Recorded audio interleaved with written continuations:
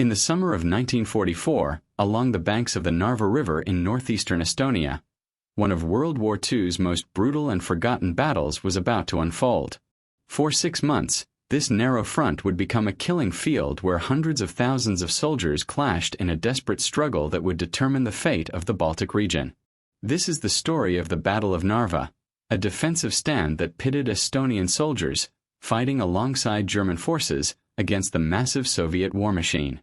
It's a tale of courage, sacrifice, and the complex moral dilemmas faced by small nations caught between totalitarian giants. Today, we're diving deep into this pivotal but often overlooked chapter of the Second World War. We'll explore why Estonians chose to fight against the Soviets, examine the tactics and strategies employed on both sides, and understand why this battle still resonates in Estonia nearly 80 years later. Estonia had only gained its independence in 1918, following the collapse of the Russian Empire. For 2 decades, Estonians enjoyed freedom and built a prosperous democratic nation. But in August 1939, everything changed. Nazi Germany and the Soviet Union signed the infamous Molotov-Ribbentrop Pact, a non-aggression treaty with a secret protocol that carved up Eastern Europe between the 2 totalitarian powers. Estonia, along with Latvia and Lithuania, fell into the Soviet sphere of influence. By June 1940, the Soviet Union issued an ultimatum to Estonia, demanding the establishment of military bases and a pro-Soviet government. Faced with overwhelming force and wanting to avoid bloodshed, Estonia complied. Within weeks, the country was occupied, its president forced to flee, and a puppet government installed. Rigged elections followed, and by August 1940, Estonia was formally annexed into the Soviet Union as the Estonian Soviet Socialist Republic. What followed was a reign of terror. The Soviet occupation brought mass arrests, deportations, and executions. The NKVD, Stalin's secret police, targeted anyone deemed a threat. Politicians, military officers, intellectuals, business owners, and clergy. In June 1941, just days before Germany invaded the Soviet Union, approximately 10,000 Estonians were deported to Siberia in cattle cars. Many would never return.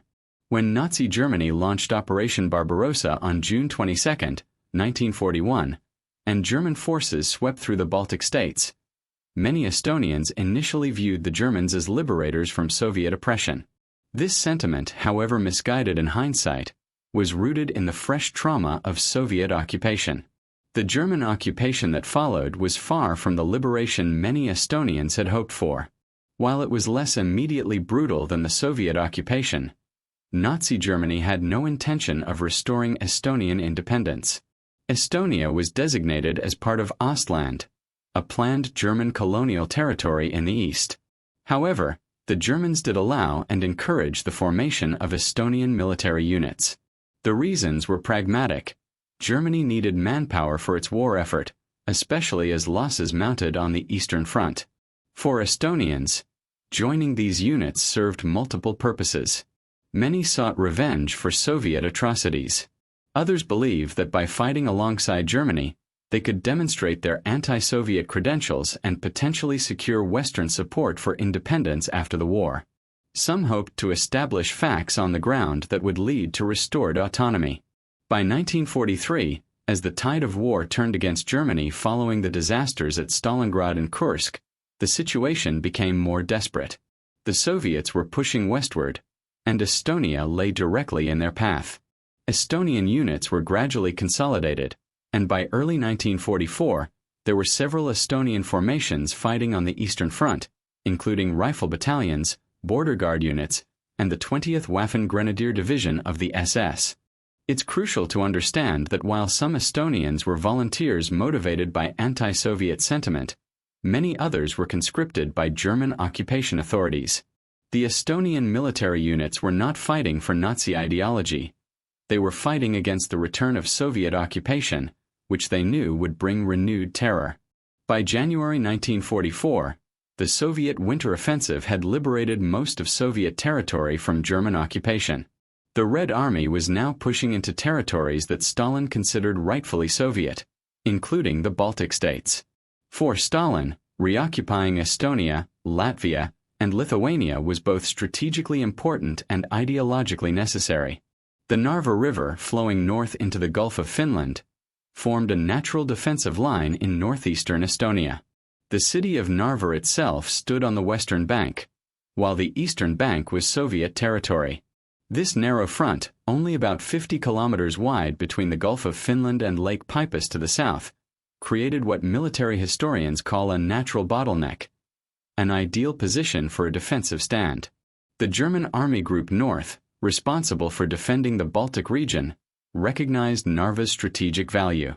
If the Soviets broke through at Narva, the road to Tallinn and the rest of Estonia would be open, and the entire German position in the Baltic would collapse. German forces, including several Estonian units, began fortifying the Narva line in late 1943 and early 1944. The Soviets, flush with momentum from their victories further south, were confident. The Leningrad Front, commanded by General Leonid Govorov, was tasked with breaking through the Narva defenses. The Soviet plan was straightforward: use overwhelming force to smash through the German-Estonian lines, take Narva, and drive westward to liberate Estonia and the other Baltic states. The stage was set for one of the most intense battles of the entire Eastern Front, a battle that would rage for nearly 6 months and consume hundreds of thousands of lives. The Soviet offensive at Narva began in earnest in February 1944. The Leningrad Front launched massive artillery barrages, attempting to pulverize the German-Estonian defenses. Wave after wave of Soviet infantry attacked across the frozen Narva River and through the surrounding terrain. The fighting was immediately brutal. Soviet forces managed to establish several bridgeheads on the western bank of the Narva River, most notably around the villages of Krivasoo and Riigi. German and Estonian units counterattacked repeatedly, trying to eliminate these footholds before they could be reinforced and expanded. The winter conditions made the fighting even more hellish. Temperatures frequently dropped well below freezing. Soldiers fought in deep snow, suffered from frostbite, and endured the constant thunder of artillery. The frozen river, which should have been a barrier to Soviet forces, instead became another avenue of attack. Estonian units, particularly familiar with the local terrain and motivated by the knowledge that they were defending their homeland, fought with exceptional determination. The 20th Estonian Division, though technically part of the Waffen-SS command structure, consisted largely of Estonian conscripts and volunteers who had no ideological commitment to Nazism but were deeply committed to preventing a Soviet reconquest. By the end of February, despite suffering enormous casualties, Soviet forces had established the Krivasoo bridgehead, a salient on the western bank of the Narva that would become a focal point for fighting in the months ahead. The Germans and Estonians had held the main Narva position, but barely. Both sides dug in, preparing for the next phase of the battle. March 1944 saw the intensity of the battle reach new heights. Stalin, frustrated by the failure to break through at Narva, ordered renewed offensives.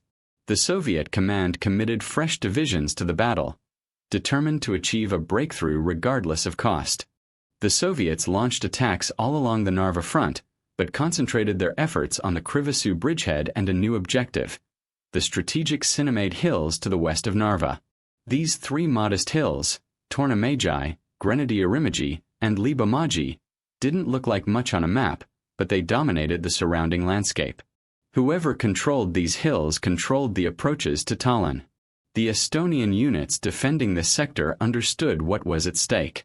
German tactical doctrine emphasized counterattacks to regain lost ground, and the Estonians executed these orders with grim determination. Small unit actions, platoons and companies fighting house to house and trench to trench, characterized much of the fighting. One of the most remarkable aspects of the Estonian defense was the leadership demonstrated at the junior officer and NCO levels. Many Estonian officers had received military training during Estonia's independence period and brought professional competence to their units. They understood combined arms tactics, made effective use of terrain, and were skilled at organizing hasty defenses. The Soviet tactics, by contrast, often relied on massed infantry assaults supported by heavy artillery preparation. While this approach had proven effective in breaking German defenses elsewhere on the Eastern Front, At Narva it ran into a combination of difficult terrain, determined defenders, and the simple fact that the narrow front limited how much force the Soviets could bring to bear simultaneously. By the end of March, the battle had devolved into a stalemate. The Soviets held their bridgeheads but couldn't expand them significantly. The Germans and Estonians held the main defensive line but had suffered heavy casualties and were running low on reserves.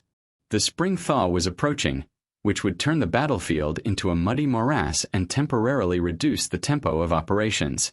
After a relative lull in April and May as both sides regrouped, the battle erupted again with unprecedented violence in July 1944.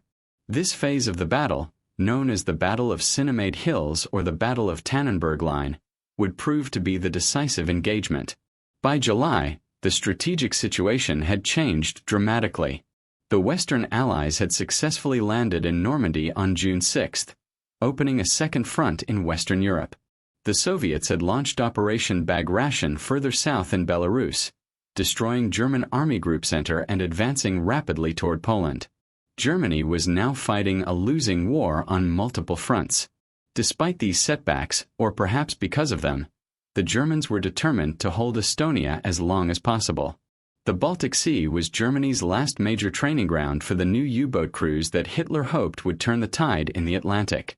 Losing Estonia would compromise this vital function.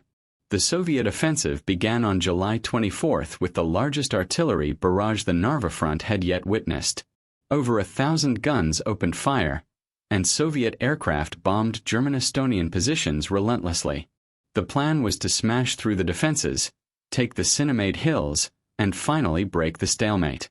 The main Soviet thrust fell on the Cinemate Hill sector, defended by a mixed force of German and Estonian units. The fighting that followed was apocalyptic. Soviet forces attacked in massive waves, often suffering staggering casualties but continuing to press forward with fresh divisions. The Estonian 20th Division bore much of the defensive burden. In village fighting around Vaivara and on the slopes of the Cinemate Hills themselves, Estonian soldiers fought with a desperation born from the knowledge that they were defending their homeland against an enemy that had already demonstrated what Soviet liberation would mean. Individual acts of heroism became commonplace. Estonian soldiers manned machine gun nests until they were overrun, called artillery fire on their own positions when they were surrounded, and launched counterattacks against overwhelming odds. German commanders noted in their reports the extraordinary fighting spirit of the Estonian units, even as these units were bled white by the intensity of the combat. The battle for Hill 69.9, known as Grenadier or Grenadier Hill, became particularly legendary. This hill changed hands multiple times over several days of fighting. Soviet forces would capture it after hours of assault, only to be driven off by Estonian counterattacks. The hill's slopes became littered with the dead from both sides. By early August, the Soviet offensive was exhausted. Despite committing multiple fresh divisions and suffering casualties estimated at over 100,000 men, the Soviets had failed to achieve a significant breakthrough. The German-Estonian defensive line, though battered and pushed back in places, still held. The successful defense of the Narva Line and the Cinemate Hills in July and August 1944 was a tactical victory, but it could not change the strategic reality. Germany was losing the war. To the south, Soviet forces had already reached the borders of East Prussia. The entire German army group north in the Baltic states risked being cut off and encircled. In mid-September, the German High Command made the inevitable decision. Army Group North would withdraw from Estonia. The Narva Line, which had held for 8 months and cost hundreds of thousands of casualties, would be abandoned. German forces would retreat to more defensible positions in Latvia and later East Prussia. For the Estonians who had fought at Narva, this withdrawal was devastating. They had not been fighting for Germany or for Nazi ideology. They had been fighting to defend their homeland from Soviet reoccupation. Now they faced an impossible choice. Some Estonian soldiers retreated with the German forces, hoping that somehow the war would still end with Estonia's independence restored, or at least that they could avoid Soviet captivity. Others tried to go underground, hiding in Estonia's forests and hoping to evade Soviet authorities. Some attempted to flee to Sweden across the Baltic Sea, and some, exhausted and hopeless, simply went home to face whatever fate the returning Soviet occupation would bring. The German-Estonian withdrawal from Estonia was completed by late September 1944. Soviet forces reoccupied Tallinn on September 22. The battle for Narva and Estonia was over. The Soviet Union had reconquered its lost Baltic territory. The human cost of the Battle of Narva was staggering. Exact casualty figures remain debated by historians, but reasonable estimates suggest that Soviet forces suffered between 150,000 and 200,000 casualties during the 6 months of fighting. German and Estonian casualties were also severe, likely exceeding 50,000 men killed, wounded, or missing. For Estonia, the consequences of Soviet reoccupation were exactly what the defenders of Narva had feared. The returning Soviet forces brought with them renewed repression. Many Estonians who had fought against the Soviets or were associated with the German occupation faced arrest, execution, or deportation to Siberian labor camps. Stalin ordered new waves of deportations in the late 1940s, targeting anyone deemed unreliable by Soviet standards. The Estonian soldiers who fought at Narva faced particularly tragic fates. Those captured by Soviet forces were typically sent to the Gulag system, charged with treason for fighting against the Soviet Union, despite the fact that many had been conscripted and were defending their homeland. Some spent decades in labor camps. Those who fled to the West often couldn't return to Estonia for decades, living as exiles while their country remained under Soviet occupation. For 50 years, during the Soviet occupation of Estonia, the Battle of Narva could not be openly discussed. Soviet historical narratives described the battle solely as a Soviet liberation of Estonian territory from fascist occupation, making no mention of Estonian units fighting against Soviet forces. Estonian veterans who survived Soviet captivity and remained in Estonia had to remain silent about their service. The collapse of the Soviet Union and restoration of Estonian independence in 1991 finally allowed for a more honest reckoning with this complex history. In Estonia today, the veterans who fought at Narva are generally remembered as patriots who fought to defend their homeland against Soviet reoccupation, even though the circumstances forced them to fight alongside Nazi Germany. This commemoration remains controversial, particularly in relations between Estonia and Russia. The Russian government and Russian-speaking minorities in Estonia often view the Battle of Narva through the lens of Soviet historical narratives, as a battle between heroic Soviet liberators and fascist collaborators. Estonian historians and the Estonian government view it as a defensive struggle by Estonians against Soviet imperialism. The Battle of Narva forces us to grapple with one of World War II's most difficult moral questions. What should people do when they must choose between two totalitarian powers, both of which have demonstrated their willingness to commit atrocities? For Estonians in 1944, this was not an abstract philosophical question. It was a concrete life-or-death choice. They had already experienced Soviet occupation and knew what it meant. Mass deportations, executions, terror, and the destruction of their national independence. When given the opportunity to fight against the return of that occupation, many chose to do so, even though it meant fighting alongside Nazi Germany.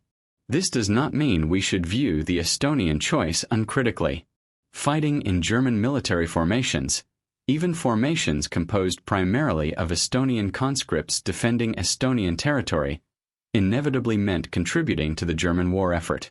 Some Estonian units were also implicated in atrocities, particularly in the early days of German occupation when local collaborators assisted in the Holocaust in the Baltic states. However, it's equally important to recognize that the vast majority of Estonians who fought at Narva were not motivated by Nazi ideology. They were defending their homeland against an enemy they knew would bring renewed occupation, repression, and terror. For them, the Battle of Narva was not about supporting Germany's vision for Europe. It was about trying to prevent Estonia from being swallowed again by the Soviet Union. The tragedy is that Estonia's geographical position and the nature of World War II gave Estonians no good options. They could not remain neutral. Both Germany and the Soviet Union would occupy their territory regardless of Estonian wishes. They could not fight both powers simultaneously. Estonia was too small, and both occupiers were too strong. They could only choose which occupier to collaborate with or resist, knowing that either choice would bring suffering. The Battle of Narva stands as one of the most intense and costly battles on the Eastern Front, yet it remains relatively unknown in the West. For 6 months, this narrow front in northeastern Estonia consumed hundreds of thousands of lives as Soviet forces battered against German-Estonian defenses in a brutal war of attrition. For the Estonian soldiers who fought there, it was a desperate last stand, an attempt to defend their homeland against the return of Soviet occupation. They knew they were fighting against the tide of history, that Germany was losing the war, and that Soviet reoccupation was likely inevitable. Yet they fought anyway, with extraordinary courage and determination, on the banks of the Narva River and the modest hills of Sinimäed. Their tactical success in holding the line for months could not overcome the strategic reality of Germany's collapsing position. When the inevitable withdrawal came in September 1944, it marked not just a military defeat but the end of Estonian hopes for avoiding Soviet reoccupation. Today, visitors to Narva can still see the scars of battle. German bunkers in the Sinimäed Hills, museums documenting the fighting, and memorials to those who fell. The battle remains a defining moment in Estonian historical memory, a symbol of resistance against Soviet domination and a reminder of the impossible choices faced by small nations caught between great powers. The Battle of Narva asks us to remember that behind the grand narratives of World War II, the clash between fascism and communism, the great strategic campaigns, the march toward Allied victory, there were small nations struggling for survival and individuals facing impossible moral choices. The Estonian soldiers who fought at Narva deserve to be remembered not as simple collaborators with Nazism, but as complex human beings defending their homeland in circumstances where all choices led to tragedy. As we remember World War II and strive to learn its lessons, the Battle of Narva reminds us that war's moral landscape is often far more complicated than we might wish. Sometimes there are no good choices, only terrible ones. And sometimes heroism and tragedy are inseparably intertwined.